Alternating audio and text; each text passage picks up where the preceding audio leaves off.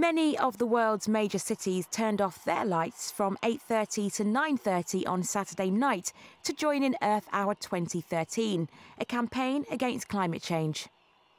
In London, the Houses of Parliament, Buckingham Palace and Tower Bridge all joined the campaign.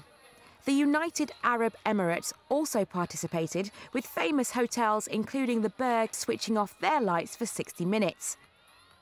Residents in Dubai spelt out Earth Hour 2013 in candles to show their support, with government buildings and businesses also joining in. The campaign will help the city save 260 megawatt hours of electricity and reduce 140 tonnes of carbon emission, with more than 1 million people participating.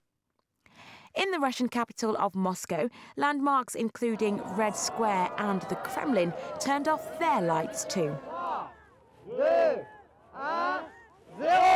The Eiffel Tower in Paris was among iconic European landmarks to be plunged into darkness.